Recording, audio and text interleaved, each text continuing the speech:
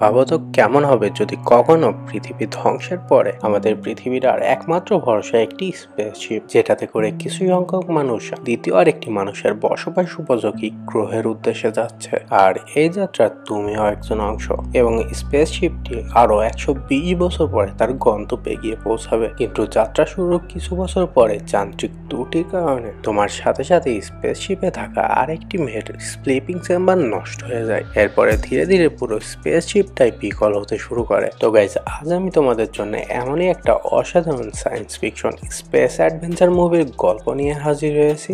আশা করি তোমাদের সকলের কাছে এই মুভিটি অনেক অনেক ভালো লাগবে। তবে মূল ভিডিওতে যাওয়ার আগে তোমরা যারা যারা এখনো পর্যন্ত আমার চ্যানেলে সাবস্ক্রাইব করোনি, অবশ্যই সাবস্ক্রাইব করে এন্ড ভিডিওতে একটা লাইক দিয়ে তোমাদের এই ভাইটার পাশে থাকতে ভুলো না। তো চলো আর দেরি না করে শুরু করা যাক আমাদের আজকের মুভির এক্সপ্লেনেশন। মুভির শুরুতে আমরা স্টারশিপ অ্যাভেলার নামে একটি স্পেসশিপ দেখতে পাই, যেটাতে 5000 জন প্যাসেঞ্জারকে ক্রায়ো স্লিপের চেম্বারে ঘুম পাড়িয়ে রাখা হয়েছিল। এর সাথে আরো কিছু চেম্বারে পাইলট এবং ক্রু মেম্বার সহ আরো 258 জন ছিল। এবং স্পেসশিপটি হোমস্টে 2 নামে মানুষের বসবাস উপযোগী দ্বিতীয় আরেকটি গ্রহের উদ্দেশ্যে যাচ্ছিল। কিন্তু যাত্রাপথে স্পেসশিপটিতে কিছু অ্যাস্টেরয়েডের আঘাত লেগে স্পেসশিপটিতে কিছু সমস্যা দেখা দেয়। যদিও স্পেসশিপটিতে ছোটখাটো সমস্যাগুলো আপনা আপনিই ঠিক হয়ে যাওয়ার কথা, কিন্তু অ্যাস্টেরয়েডের আঘাতের কারণে মেন কম্পিউটারে কিছু যান্ত্রিক ত্রুটি চলে আসে এবং কম্পিউটার সিস্টেমের ত্রুটির কারণে একজন প্যাসেঞ্জারের স্লিপিং চেম্বার নষ্ট হয়ে যায় এবং সেই চেম্বারে থাকা প্যাসেঞ্জারের ঘুম ভেঙে যায়,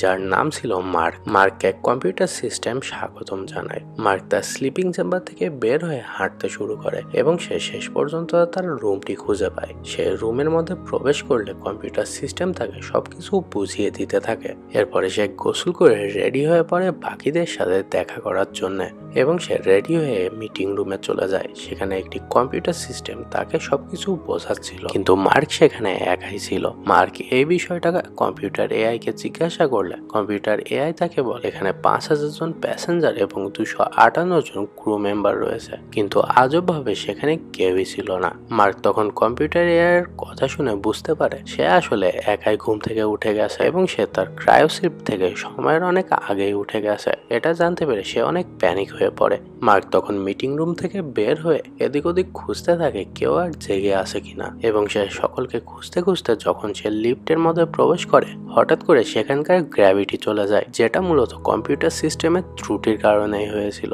এবং সে এতে অনেক ভয় পেয়ে যায়। এরপরে সে লিফট থেকে বেরিয়ে একটি কম্পিউটার অ্যাসিস্ট্যান্টকে বলে সে ক্যাপ্টেনের সাথে যোগাযোগ করবে। এতে কম্পিউটার সিস্টেমটি তাকে ক্যাপ্টেনের চেম্বারের লোকেশন বলে দেয়। এরপরে মার্ক ক্যাপ্টেনের চেম্বারের সামনে চলে যায়, কিন্তু সে যখন তার হাতের ব্রেসলেটের সাহায্যে দরজার লকটি খোলার চেষ্টা করে, সেই দরজাটি খুলতে পারে না, কেননা তার ব্রেসলেটের র্যাঙ্ক অনেক লো ছিল এবং কম্পিউটার সিস্টেম তাকে জানায় তার ব্রেসলেটে যথেষ্ট পরিমাণ ক্রেডিট নেই, সে এই রুমে প্রবেশ করতে পারবে না। মূলত মার্ক তার সারা জীবনের জমানো টাকা দিয়ে স্পেসশিপে সিভিলিয়ান ক্লাসের একটি টিকিট নিয়েছিল, যার কারণে মূলত সে এই রুমে প্রবেশ করতে পারছিল না। এতে মার্ক হতাশ হয়ে আরেকটা রুমে চলে যায় পুরো বিষয়টি জানার জন্য, এবং সে সেখানে গিয়ে কম্পিউটার সিস্টেমকে জিজ্ঞাসা করে তারা এখন কোথায় আছে, অর্থাৎ তাদের স্পেসশিপটি কোথায় আছে। এতে কম্পিউটার সিস্টেম তাকে সবকিছু জানিয়ে দেয় এবং সে তাকে এটাও জানিয়ে দেয় যে তাদের গন্তব্যে যেতে এখনো আরো 90 বছর সময় লাগবে, অর্থাৎ মার্ক হোমস্টে 2-তে পৌঁছানোর আরো 90 বছর আগেই তার ক্রায়োশিপ থেকে জেগে গেছে। এতে মার্ক কি করবে কিছু বুঝতে না পেরে সে পৃথিবীতে যোগাযোগ করতে চায় এবং সে একটি ভিডিও মেসেজ রেকর্ড করে পৃথিবীতে পাঠায়। এতে কম্পিউটার সিস্টেমটি তাকে জানায় তার মেসেজটি পৃথিবীতে পৌঁছাতে 19 বছর সময় লাগবে এবং পৃথিবী থেকে এই মেসেজের উত্তর আসতে 36 বছর সময় লাগবে। এতে মার্ক হতাশ হয়ে সেখান থেকে চলে আসে এবং সেই স্পেসশিপের মধ্যে এদিক ওদিক ঘুরতে থাকে, এবং সে ঘুরতে ঘুরতে একটি বারের সামনে চলে আসে এবং সে আজব ভাবে সেখানে একজন মানুষকে দেখতে পায়। এতে মার্ক খুশি হয়ে তার সাথে কথা বলতে চলে যায়, কিন্তু ওই মানুষটির কাছে গিয়ে মার্ক বুঝতে পারে সেটা কোনো মানুষ ছিল না, আসলে এটি একটি রোবট। মার্ক তখন ওই রোবটের সাথে কথা বলতে থাকে এবং সে ওই রোবটটিকে রোবটটিকে জিজ্ঞাসা করে কিভাবে সে তার ক্রায়ো স্লিপিং চেম্বারটিকে ঠিক করতে পারবে, কিন্তু রোবট তার এই প্রবলেমের কোনো সলিউশন দিতে পারে না। এতে মার্ক নিজে নিজেই তার স্লিপিং চেম্বারটি ঠিক করার পথ খুঁজতে থাকে এবং সে শেষ পর্যন্ত স্লিপিং চেম্বার রিলেটেড একটি বই খুঁজে পায় এবং বইটিতে যেভাবে ইনস্ট্রাকশন দেওয়া আছে সেভাবে করে মার্ক তার নিজের স্লিপিং চেম্বারটি ঠিক করার চেষ্টা করতে থাকে এবং শেষ পর্যন্ত সে কোনোভাবে তার স্লিপিং চেম্বারটি অ্যাক্টিভেট করতে সাকসেসফুল হয়ে যায় এবং সে দ্রুত স্লিপিং চেম্বারের মধ্যে ঢুকে গিয়ে ঘুমানোর চেষ্টা করতে থাকে, কিন্তু সেটা সাকসেসফুল হয় না, বরং সেই স্লিপিং চেম্বারের অক্সিজেন শেষ হয়ে যায় এবং সে সেভাবে করে সেই স্লিপিং চেম্বার থেকে বেরিয়ে আসে। এরপরে সে আর কোনো উপায় না পেয়ে যে রুমে পাইলট এবং ক্রু মেম্বারদের ঘুমিয়ে রাখা হয়েছিল সেই রুমের দরজাটি ভাঙার চেষ্টা করে, কিন্তু দরজাটি এতটাই মজবুত ছিল যে সে কোনোভাবে দরজাটি খুলতে পারে না, কিন্তু সে তার প্রচেষ্টা চালাতে থাকে এবং অনেক দিন ধরে সে ওই দরজাটি ভাঙার চেষ্টা করে, কিন্তু সে দরজাটির কোনো কিছুই করতে পারছিল না। এজন্য সে বারে বসে বারের ওই রোবটটির সাথে তার সকল কথা শেয়ার করছিল। এতে রোবট তাকে বলে যেভাবে সে বেঁচে আছে এভাবে যেন সে তার জীবনটা উপভোগ করে। এতে সে পরের দিন ভিআইপিদের রুমের দরজা খুলে সেখানে ঢুকে সে মজা করতে থাকে। স্পেসশিপটির মধ্যে প্রায় সব রকমেরই ব্যবস্থা ছিল এবং সে তার লাইফটা এনজয় করতে থাকে অ্যান্ড এভাবেই অনেকগুলো দিন পার হয়ে যায়। একদিন সে নতুন আর একটা রুমে প্রবেশ করে এবং সেখানে সে স্পেসশিপের বাইরে যাওয়ার জন্য একটা স্যুট খুঁজে পায় অ্যান্ড একটি কম্পিউটার সিস্টেম এসে তাকে স্পেস স্যুটটি কিভাবে ব্যবহার করে সেই স্পেসশিপের বাইরে যাবে সেটা তাকে দেখিয়ে দেয়। এরপরে আমরা দেখতে পাই মার্ক স্পেস স্যুটটি পরে স্পেসশিপের বাইরে গেছে এবং সেখানে সে কিছুক্ষণ সময় কাটানোর পরে আবারও স্পেসশিপের মধ্যে ফেরত আসে, কিন্তু ফেরত আসার পরে সে পাগলের মতো স্পেসশিপের মধ্যে দৌড়াতে থাকে এবং হঠাৎ করে সে একটি বোতলে পা পিছলে সে পড়ে যায় এবং ওঠার পরে সে দেখতে পায় তার সামনে একটি ক্রায়ো স্লিপিং চেম্বারের মধ্যে অনেক সুন্দর একটা মেয়ে ঘুমিয়ে আছে এবং প্রথম দেখাতে মেয়েটিকে মার্কের ভালো লেগে যায় এবং এর পরের থেকে মাঝে মাঝে সে ওই মেয়েটির কাছে এসে সময় কাটাতো এবং এভাবে দেখতে দেখতে সে মেয়েটির প্রেমে পড়ে যায়। এখানে আমরা জানতে পারি মেয়েটির নাম ছিল অরোরা। মার্কের তাকে এতটাই ভালো লেগে যায় যে সে সিদ্ধান্ত নেয় সে ওই মেয়েটিকে তার ক্রায়ো স্লিপ থেকে জাগিয়ে দিবে। এটা মূলত সে করছিল তার একাকিত্বের জন্য। এরপরে সে কিছু টুলস নিয়ে এসে অরোরার স্লিপিং চেম্বারে শর্ট সার্কিট করে দেয়, যার কারণে অরোরা তার ক্রায়ো স্লিপ থেকে জেগে উঠতে শুরু করে এবং সে এটা করার সাথে সাথে সেখান থেকে পালিয়ে যায়, যাতে করে অরোরা ঘুম থেকে জাগার পরে এটা বুঝতে না পারে কে তাকে ঘুম থেকে জাগিয়ে তুলেছে। এরপরে অরোরা যখন ঘুম ভাঙে তখন স্পেসশিপের মধ্যে ঘুরতে ঘুরতে তার এবং মার্কের একসাথে দেখা হয়ে যায়। তখন মার্ক তাকে সবকিছু খুলে বলে যে কিভাবে যান্ত্রিক ত্রুটির কারণে তাদের ক্র্যাশ স্লিপিং চেম্বারে সমস্যা দেখা দিয়েছে। সে তাকে এটা বলে না যে সে তাকে মূলত জাগিয়ে তুলেছে।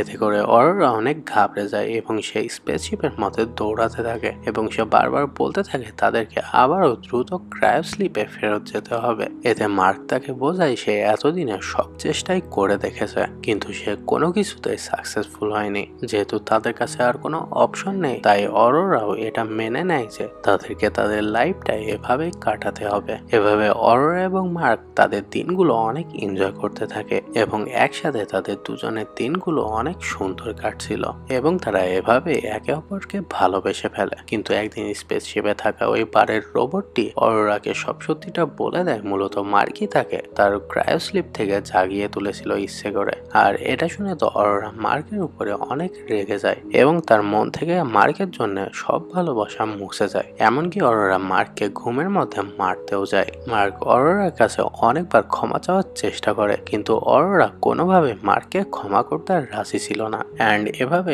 সময় কাটতে থাকে। কিছুদিন পরে তাদের মধ্যে পরিস্থিতি কিছুটা স্বাভাবিক হলে অপরদিকে দেখা যায় স্পেসশিপে আবারও গোলযোগ দেখা দিতে শুরু হয়েছে। আমরা দেখতে পাই আরো একজন ক্রু মেম্বার হঠাৎ করে জেগে ওঠে। যেহেতু সে একজন ক্রু মেম্বার ছিল তাই সে স্পেসশিপের সকল খুঁটিনাটি বিষয়গুলোই জানতো, কিন্তু সমস্যাটা হচ্ছে ক্রু মেম্বারদের ক্রায়ো স্লিপিং চেম্বারগুলো একটু আলাদা হওয়ার কারণে সে অনেক অসুস্থ হয়ে পড়েছিল এবং সে তার এই অসুস্থ শরীর নিয়ে চেষ্টা করছিল সে যতটুকু পারে স্পেসশিপটি ঠিক করার জন্য, কিন্তু তার অসুস্থ শরীর বেশি দিন তার সাথ দেয় না এবং সে কিছুদিনের মধ্যে মারা যায়। তবে সে মারা যাওয়ার আগে মার্ক এবং অরোরার কাছে তার পাসটি দিয়ে যায় এবং শেষ পর্যন্ত তারা তাদের আগের ঝগড়া ভুলে গিয়ে একসাথে স্পেসশিপটি ঠিক করার কাজে লেগে পড়ে। তারা সবকিছু চেষ্টা করার পরে শেষ পর্যন্ত তারা বুঝতে পারে তাদেরকে স্পেসশিপটি ঠিক করার জন্য কন্ট্রোল রুমে গিয়ে নিউক্লিয়ার চেম্বারটি ঠিক করতে হবে। মূলত ইঞ্জিনের মধ্যে নিউক্লিয়ার ফিউশনের কারণে এনার্জি যেত, কিন্তু যান্ত্রিক ত্রুটির কারণে মূলত যে দরজাটি দিয়ে এনার্জি পাস করত সেটি আর খুলছিল না এবং তাদের মধ্যে থেকে একজনকে গিয়ে সেটা ম্যানুয়ালি ওপেন করতে হবে। মার্ক তার নিজের জীবনের ঝুঁকি নিয়ে সেই দরজাটি ওপেন করতে যায় এবং সে ভিতরে গিয়ে দরজাটি ঠিকও করে ফেলে। এদিকে অরোরা মেন কন্ট্রোল রুম থেকে ওই এনার্জি অর্থাৎ ফিউলগুলো বের করে দেয়, কিন্তু নিউক্লিয়ার ফিউশনের ফলে সেখানে যে শক্তি উৎপন্ন হয়েছিল তার ফলে মার্ক ধাক্কা খেয়ে তার কোমরে বাঁধা বেল্টটি ছিঁড়ে যায় এবং সে ধীরে ধীরে থ্রাস্ট ইঞ্জিনের দিকে চলে যেতে থাকে। মার্ক বুঝতে পারছিল এখানে তার মৃত্যু অনিবার্য, কেননা সে থ্রাস্ট ইঞ্জিনের সংস্পর্শে চলে এলে সে স্পেসে হারিয়ে যাবে এবং মার্ক তার শেষ মুহূর্তে বারবার করে অরোরার কাছে তার ঘুম ভাঙানোর জন্য ক্ষমা চাইতে থাকে। কিন্তু এদিকে অরোরা মার্ককে বাঁচানোর জন্য নিজেও স্পেসশিপ থেকে বেরিয়ে আসে এবং শেষ মুহূর্তে সে কোনোভাবে মার্ককে স্পেসশিপের মধ্যে ফেরত আনতে সাকসেসফুল হয়। অরোরা মার্ককে স্পেসশিপের ভেতরে আনার পরে সে মার্ককে একটি স্পেশাল চেম্বারে ঢুকিয়ে দেয় তাকে সুস্থ করার জন্য, কিন্তু মেশিনের এআই অরোরাকে জানায় মার্ককে আর বাঁচানো সম্ভব না। কিন্তু অরোরা তখন মেশিনকে অর্ডার করে যে কোনো মূল্যে মার্ককে বাঁচাতে অ্যান্ড শেষ পর্যন্ত আপ্রাণ চেষ্টা করার পরে সে কোনোভাবে মার্ককে বাঁচাতে সাকসেসফুল হয়। এখানে বোঝা যায় অরোরা শেষ পর্যন্ত মার্ককে ক্ষমা করে দিয়েছে অ্যান্ড এরপরে আমাদের আবারও 80 বছর পরের দৃশ্য দেখানো হয়। স্পেসশিপটি হোমস্টে 2 নামের ওই প্ল্যানেটের কাছে পৌঁছে গেছে।